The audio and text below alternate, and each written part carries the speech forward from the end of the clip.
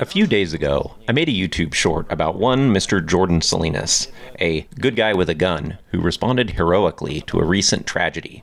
After the events in Twin Falls, Idaho, I decided to make a tribute build of a suppressed 5.7 in honor of the good guy with a gun. I firmly believe that Salinas' actions at the Twin Falls, Idaho In-N-Out were heroic, and that Salinas did in fact save lives that day. And then a gun tuber named Randy rolled into my comments to talk trash about Salinas doing nothing to deter this mass casualty event. Confusingly, Salinas is also a gun tuber as well, but here I'm mainly concerned with Randy of Randy Reviews It. Predictably, my immediate response was to take the moral high road and tell Randy that he's fat. I made sure to remind him that this was not a complete ad hominem, yes, partly ad hominem, but not a complete personal attack.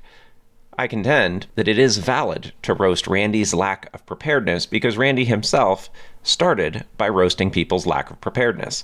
But please don't talk to Randy about roasts because we don't have enough roast to share. Anyway, I couldn't help myself. Mudslinging aside, does Randy only offer criticism on a one-way range, like his USPSA career?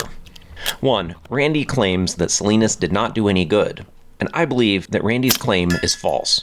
The data shows that mass casualty perpetrators keep going until they are confronted with armed resistance. Fact: Salinas did confront the shooter. Fact: the shooter left a densely populated area and retreated to a less populated area. Fact: there were fewer casualties in this event than similar situations involving similar attackers and similar weapons. Number 2. Randy claims that a C-class pistol shooter could have done better than Salinas. I believe this claim is highly biased, and Randy really offers zero evidence to support his claim. In rebuttal, I offer my own first-hand experience.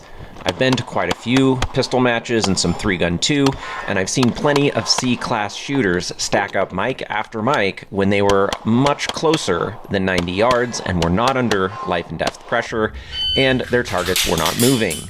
I counter that in my experience of competition shooting, most C-class pistol shooters could not reliably land hits on a moving target at 90 yards with a handgun on a two-way range when their opponent is armed with a rifle and they are armed with whatever their EDC pistol is. I did check out Randy's YouTube channel, and to be fair, his actual full video on this topic is a bit more nuanced than his comments on my content.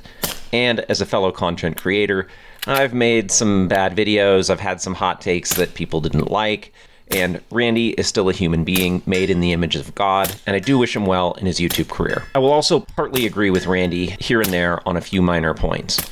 A suppressed 5.7 that was perhaps loaded with subsonic ammunition is a unique choice of firearms. Also, yes, early reports do indicate that Salinas did not land a hit on a perpetrator. Thirdly, yes, competition can be a worthwhile tool in firearms training. But fundamentally, I strongly disagree with Randy. I say that Salinas was a hero that day. I say that Salinas did save lives that day in Twin Falls. Regardless of Salinas' hit factor, Salinas ran towards hostile gunfire, and I pray that all of us listening have the courage to do the same if we were in Salinas' position. While I strongly disagree with Randy's negative view of Salinas' preparedness, there is a sliver of truth in Randy's critique. There are times that gun culture seems to care more about buying gear and all the latest cool guy stuff than training for excellence. I will also concede that I don't plan to start EDCing my 5.7 either.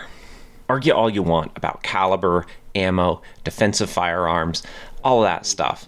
But the fact still remains that Jordan Salinas was a hero that day. He went out, he ran towards the action, he confronted a mass casualty perpetrator, and I strongly contend that Salinas' actions saved lives that day. Godspeed, and greetings from North Idaho.